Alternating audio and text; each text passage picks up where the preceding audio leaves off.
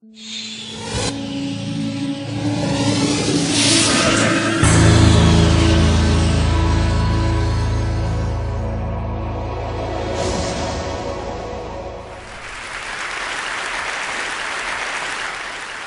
Academy is most known for its collection of videos. So before I go any farther, let me show you a little bit of a montage.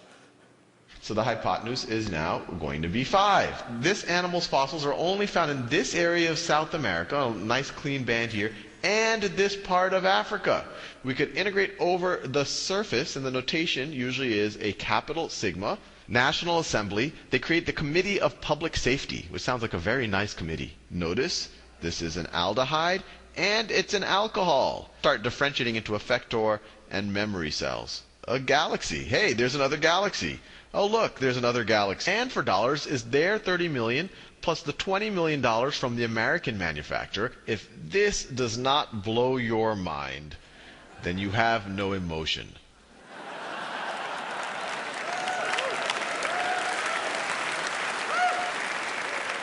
We now have on the order of 2,200 videos covering everything from basic arithmetic all the way to vector calculus and some of the stuff that you saw up there.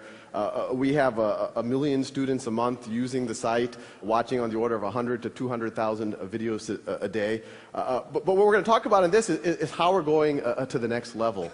But before I do that, I want to talk a little bit about really just how I got started.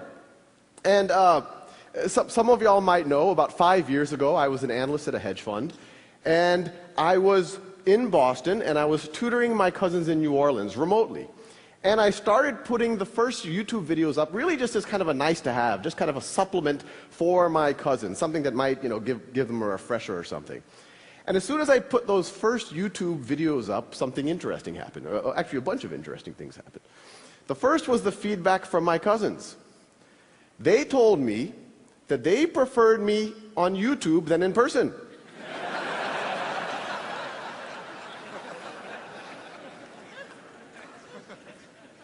and once you get over the backhanded nature of that, there was actually something very profound there. They were saying that they preferred the automated version of their cousin to their cousin. At first it's very unintuitive, but when you actually think about it from their point of view, it makes a ton of sense. You have this situation where now they can pause and repeat their cousin. Now they can, without feeling like they're wasting my time. They could, if they have to review something that they should have learned a couple of weeks ago or maybe a couple of years ago, they don't have to be embarrassed and ask their cousin. They can just watch those videos. If they're bored, they can go ahead. They can watch it at their own time, at their own pace.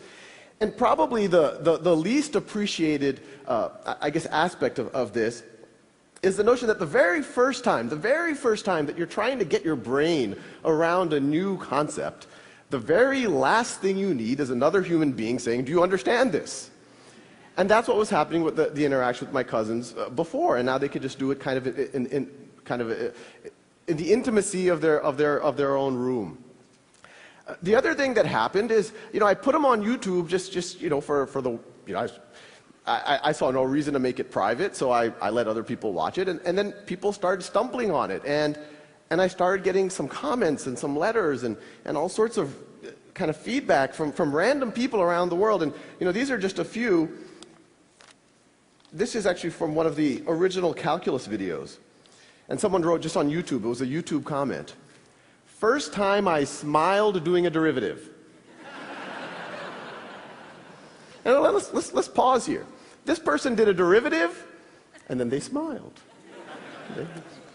And then in response to that same comment, this is on the thread, you could go on YouTube and look at these comments. Someone else wrote, same thing here. I actually got a natural high and a good mood for the entire day. Since I remember seeing all of this matrix text in class, and here I'm all like, I know Kung Fu.